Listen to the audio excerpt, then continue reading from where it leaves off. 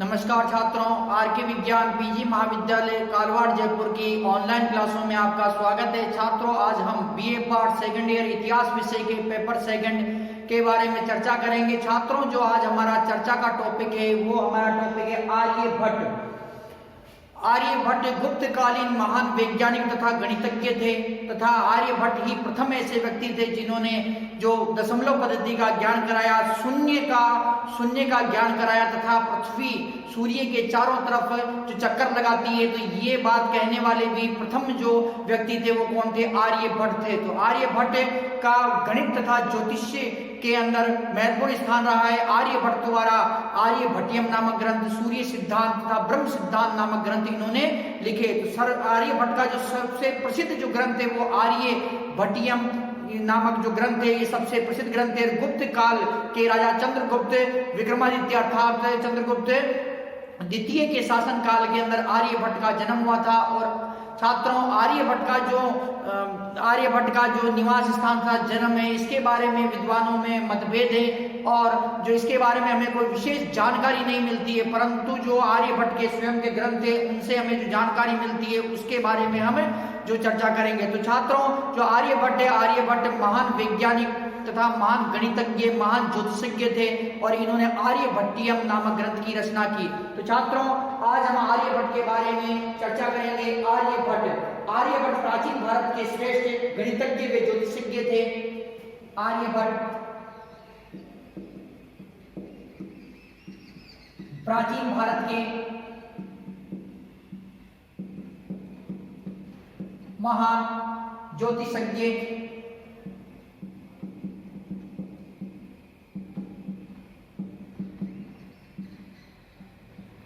वह गणितज्ञ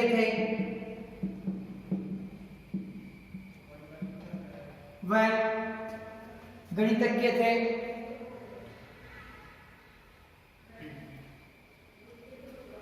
गुप्त काल प्राचीन भारत के इतिहास का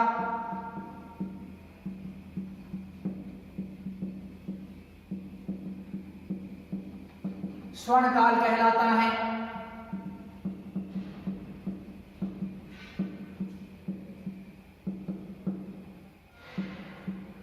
गुप्त काल प्राचीन भारत के इतिहास का स्वर्ण काल कहलाता है।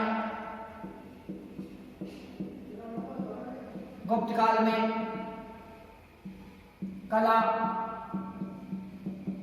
साहित्य,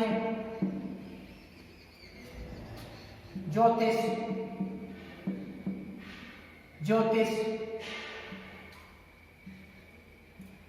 गणित, विज्ञान, आयुर्वेद,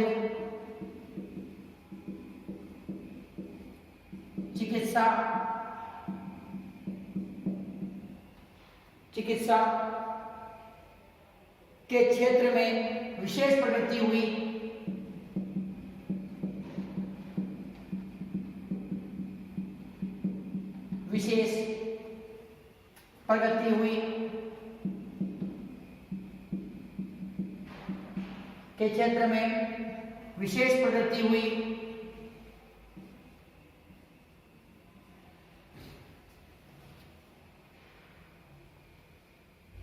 गुप्त काल आर्यभट्ट गुप्तकालीन प्रसिद्ध गणितज्ञ व ज्योतिषज्ञ थे। आर्यभट्ट द्वारा प्रतिपादित सिद्धांत ज्योतिष के क्षेत्र में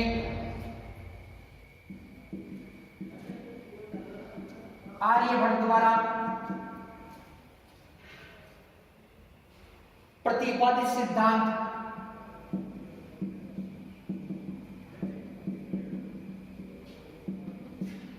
ज्योतिष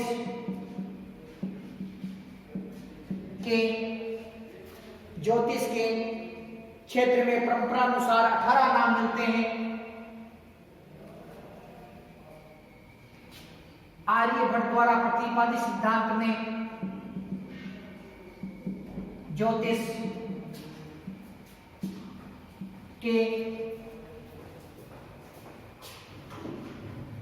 क्षेत्र में परंपरानुसार परंपरा अनुसार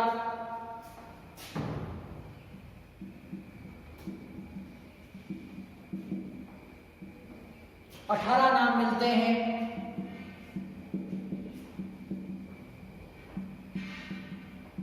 18 नाम मिलते हैं, जैसे सूर्य, पितामह,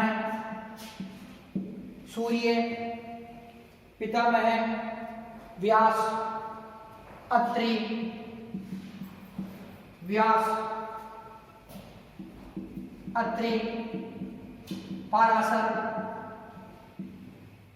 पाराशर, अत्रि, पाराशर, कश्यप, नारद, गर्ग, कश्यप, नारद, गर्ग, मरीचि, मनु, अंगीरा, लोमश, मरीचि, मनु, अंगीरा, लोमश,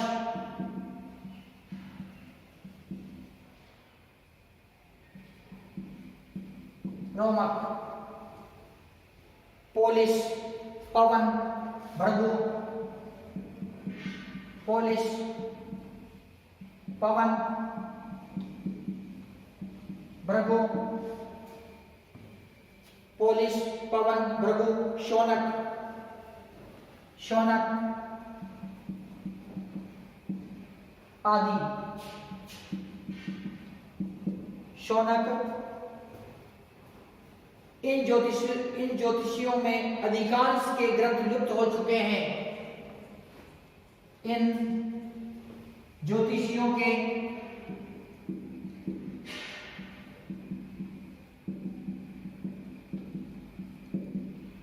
अधिकांश के ग्रंथ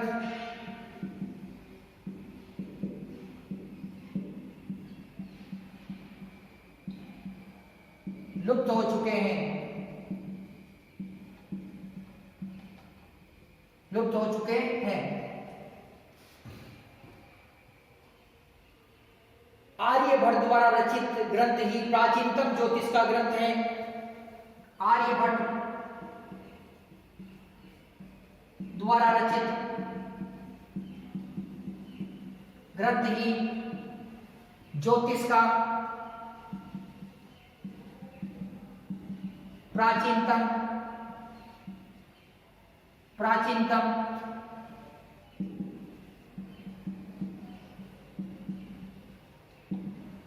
ग्रंथ है, प्राचीनतम ग्रंथ है, जिसे सिद्धांत प्रणाली का अग्रणीय ग्रंथ कहा जाता है, जिसे सिद्धांत प्रणाली का अग्रणीय ग्रंथ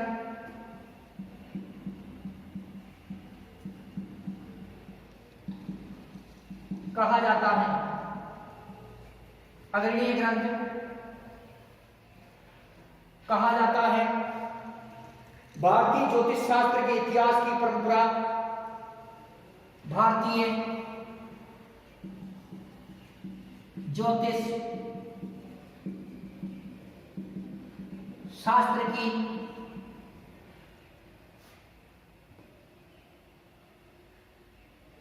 इतिहास की परंपरा के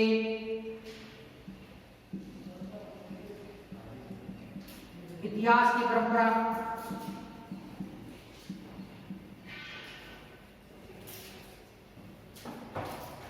आर्यभट्ट से ही प्रारंभ मानी जाती है। आर्यभट्ट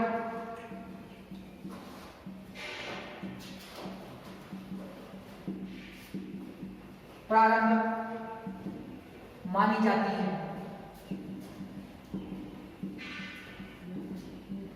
आर्यभट्ट से ही प्रारंभ मानी जाती है।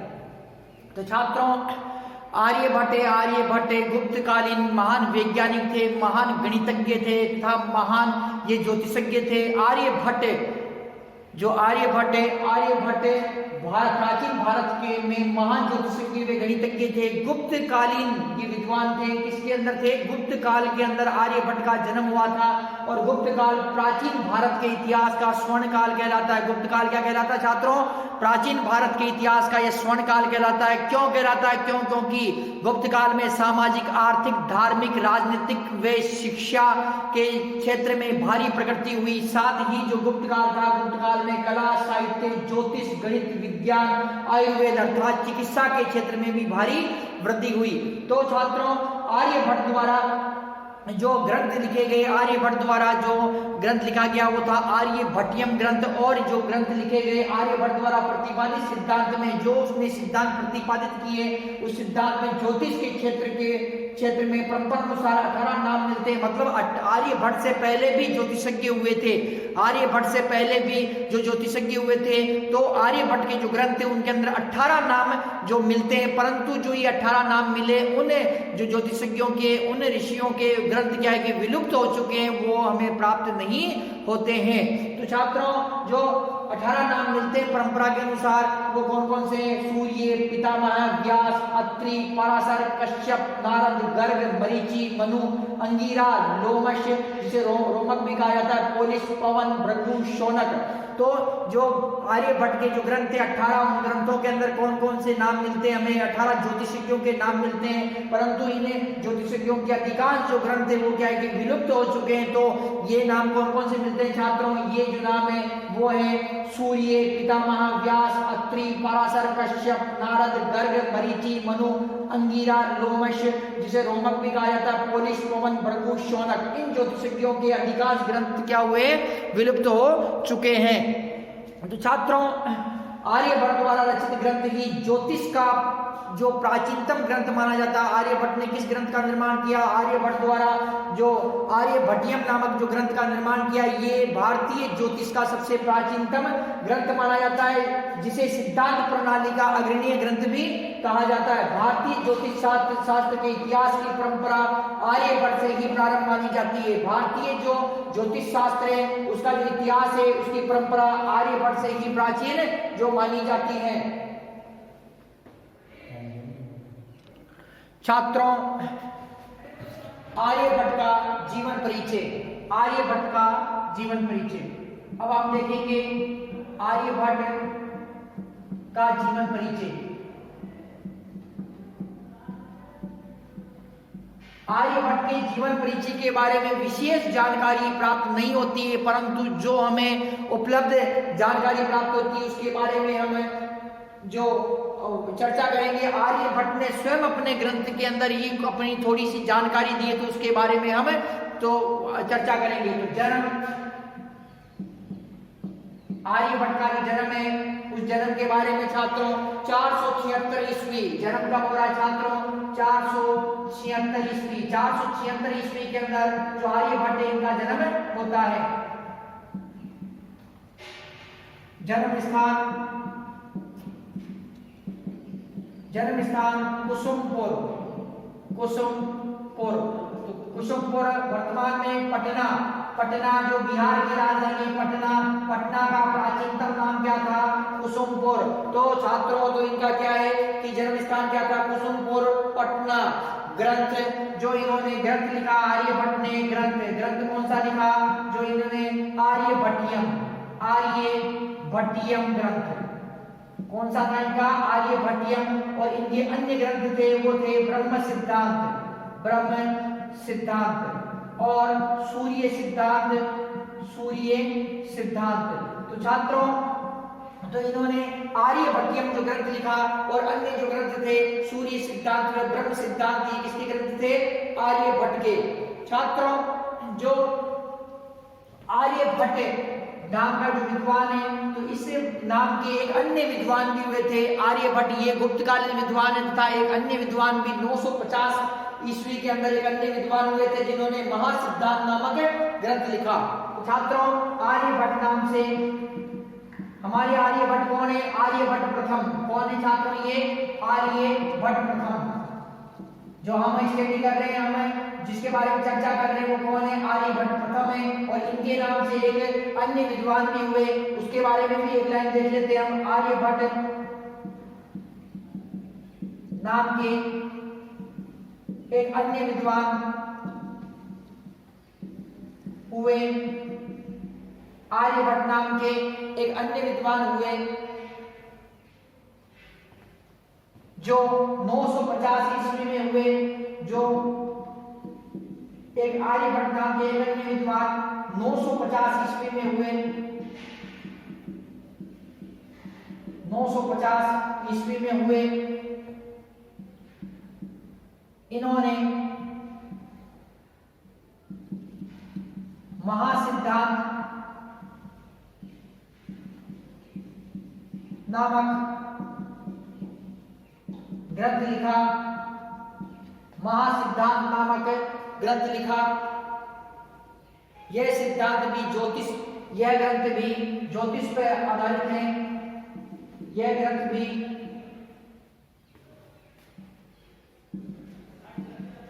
ज्योतिष पर आधारित है। इनको आर्यभट्ट द्वितीय के नाम से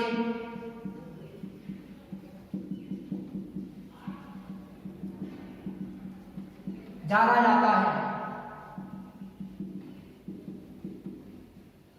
आर्यभट्ट द्वितीय के नाम से जाना जाता है।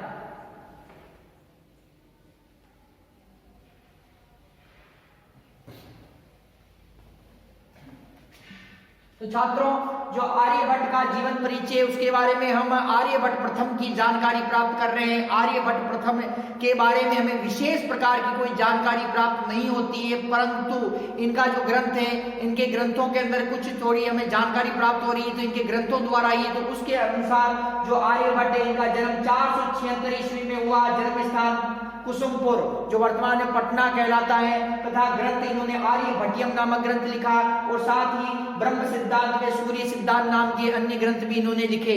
आर्यभट्ट के नाम से भारतवर्ष के अंदर एक अन्य विद्वान भी हुए जो 950 ईस्वी के अंदर हुए थे। इन्होंने महासिद्धांत नामक एक ग्रंथ लिखा, यह भी ज्योतिष पर आधारित था। इसीलिए हम जो ये दोनों विद्वानों को आर्यभट्ट, एक जो पहले हुए थे 476 ईस्वी में, वो आर्यभट्ट प्रथम कहलाए, तथा 950 ईस्वी के अंदर जो थे वो आर्यभट्ट द्वितीय के नाम से जो जाने गए। छात्रों, जो आर्यभट्ट है, आर्यभट्ट का जो आर्यभट्ट को भास्कर प्रथम व अन्य टीकाकारों तथा भास्कर प्रथम, भास्कर प्रथम व मध्यकालीन टीकाकारों, मध्यकालीन अन्य टीकाकारों,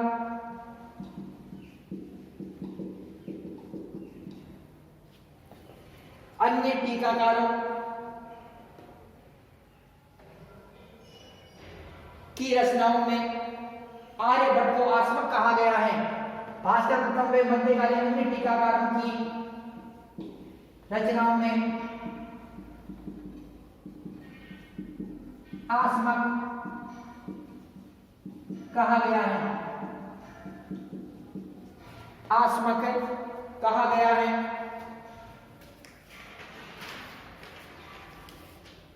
अनेक स्थानों पर आर्यभट्ट को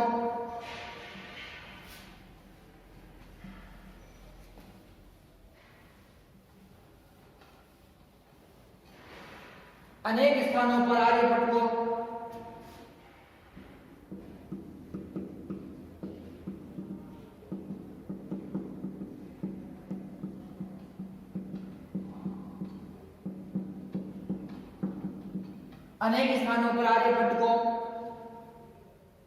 अनेक स्थानों पर आर्यभट्ट के ग्रंथ को आस्मक स्फुट तंत्र कहा गया है। अनेक स्थानों पर आर्यभट्ट के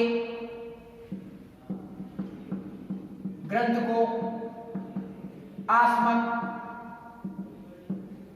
स्फुट, आस्मक स्फुट तंत्र, स्फुट तंत्र कहा गया है।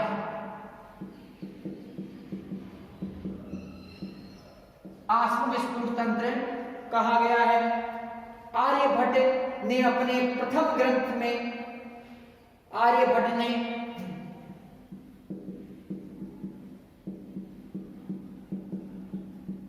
अपने प्रथम ग्रंथ में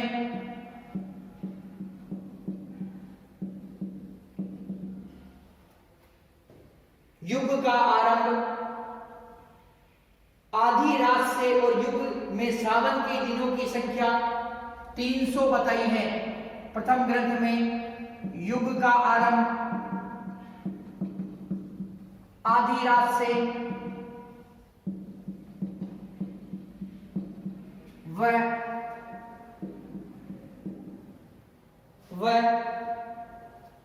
युग में सावन के दिनों की संख्या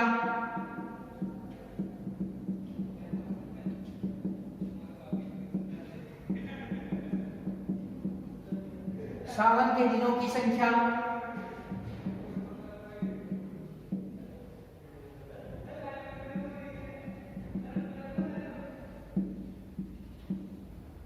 सावन के दिनों की संख्या 300 से अधिक बताई है।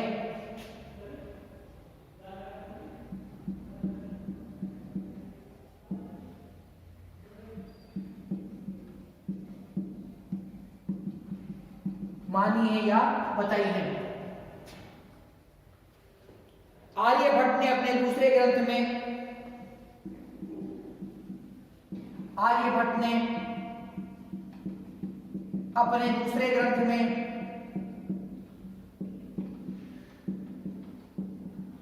युग का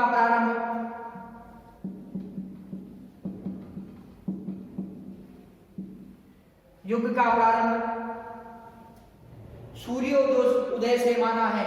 सूर्योदय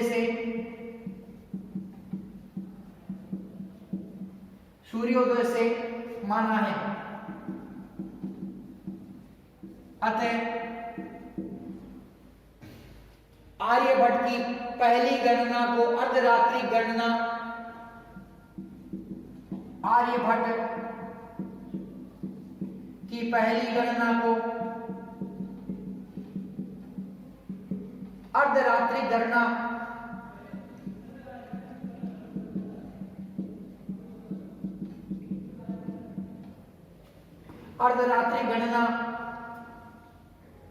वह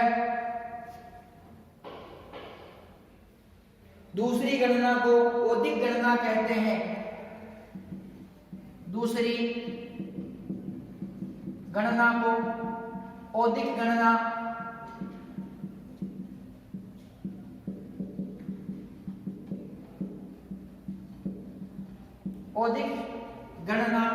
कहते हैं।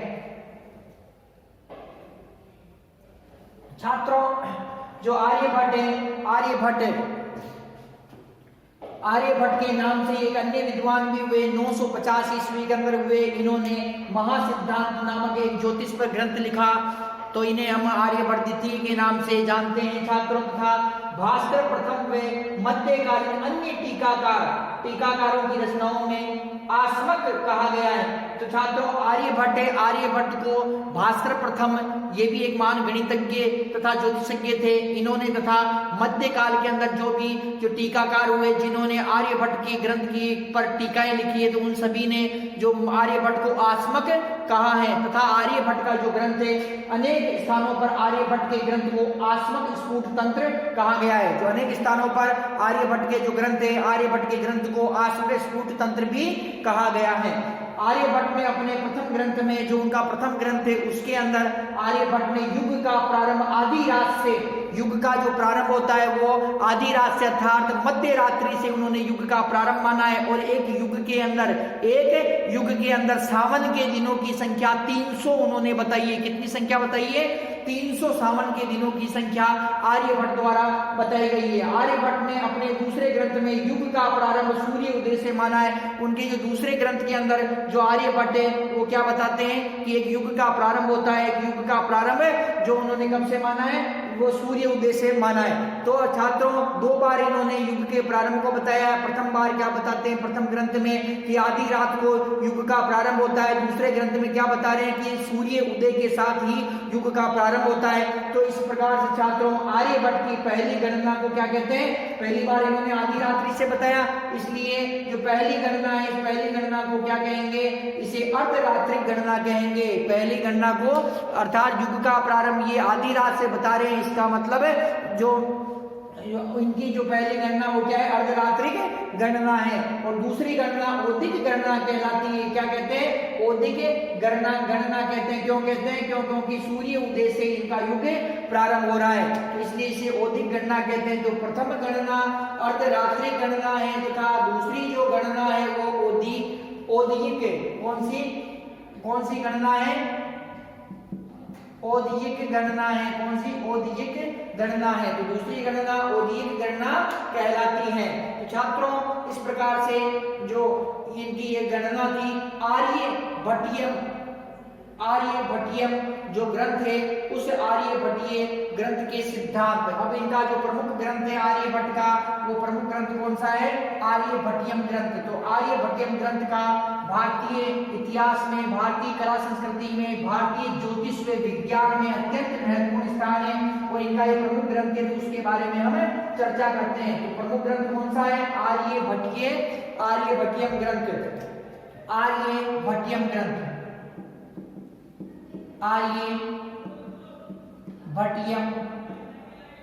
ग्रंथ। तो आर्यभट्टियम ग्रंथ किसका है छात्रों, ये आर्यभट्ट का ग्रंथ है और इसका जो रचनाकार कौन है, रचनाकार कौन है, आर्यभट्ट प्रथम, जिसे के बारे में हम चर्चा कर रहे हैं। आर्यभट्ट प्रथम इसके रचनाकार है, गुप्तकालीन विद्वान है ये। तो आर्यभट्ट द्वारा लिखा ग्रंथ है, इसे आर्यभट्टियम,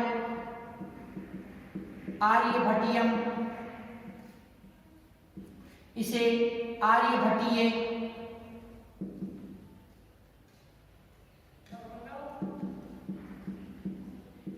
आर्यभट्टीय 10 गीतिक सूत्र,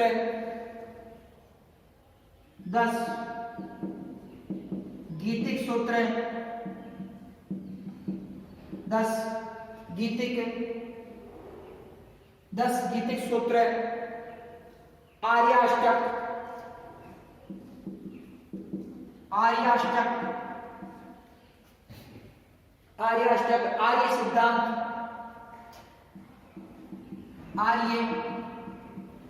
सिद्धांत, आर्य सिद्धांत के नाम से भी जाना जाता है, तो छात्रों जो ये ग्रंथ है, कौन सा ग्रंथ है, ये आर्यभट्ट द्वारा रचा गया है, लिखा गया है। ज्योतिष तथा ये विज्ञान पर आधारित ग्रंथ है। कौन सा, आर्यभट्टियम। इस आर्यभट्टियम ग्रंथ को आर्यभट्टीय के नाम से, 10 गीतिका सूत्र के नाम से, आर्याष्टक के नाम से तथा आर्य सिद्धांत के नाम से जाना जाता है। किस नाम से जाना जाता है, आर्यभट्टीय नाम से, 10 गीतिक सूत्र के नाम से, आर्याष्टक नाम से, आर्य सिद्धांत के नाम से भी इस ग्रंथ को जाना जाता है। आर्यभट्टियम ग्रंथ में, आर्यभट्टियम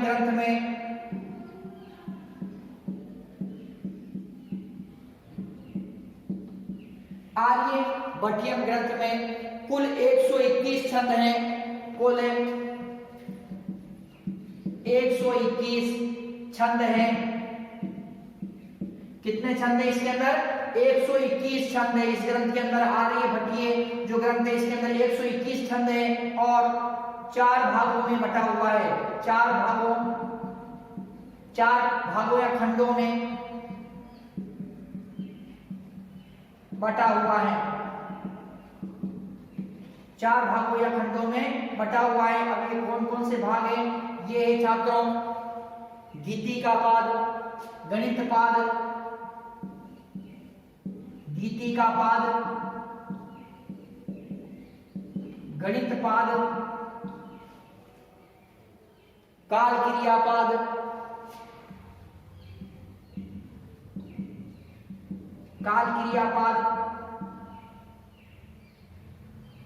गोलपाद। तो ये 4 भागों के अंदर बटा हुआ है। कितने भागों में बटा हुआ है? 4 भागों के अंदर बटा हुआ है। ये गीतिका पाद, गणित पाद, काल क्रिया पाद, गोल पाद। तो छात्रों, जो आर्यभट्टियम ग्रंथ में कुल 121 छंद है। कितने छंद है? 121 छंद है और 4 खंडों में बटा हुआ है। गीतिका पाद, गणित पाद, काल क्रिया पाद और गोल पाद। छात्रों, अब हम ये एक जिसके चारों खंडों का जो इन चारों खंडों के बारे में हम चर्चा करते हैं।